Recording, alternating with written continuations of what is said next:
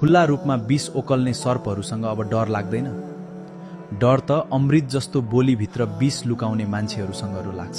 किनकि सर्पको विष त शरीरमा लाग्छ, तर मानिसको छल र कपटले सिधै मनमा घाउ बनाउँछ। शत्रुबाट आएको चोट भन्दा पनि आफ्नो बनेर धोका दिनेहरूको चोट धेरै गहिरो हुँदो रहेछ। सर्पले एकपटक मात्र डस्छ, तर नक्कली आफ्नाहरूले हरेक पटक विश्वास डसिरहन्छन्। मानिसहरू आज पनि भन्छन्, तिमी त ठिक देखिन्छौ, तर कसैले देख्दैन भित्रभित्रै कति पटक म टुटेको छु भनेर। अनुहारमा मुस्कान छ, तर मनभित्र हजारौं प्रश्नहरू छन्।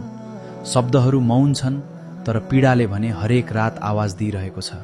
समयले एउटा कुरा सिकायो, खुल्ला शत्रुभन्दा खतरनाक नक्कली शुभचिन्तकहरू हुँदा रहेछन्। त्यसैले अब शब्दभन्दा बढी व्यवहारमा विश्वास गर्न सिकेको छु। किनकि साँचो साथ दिने मान्छेहरू कम बोल्छन्, तर कहिल्यै साथ छोड्दैनन्।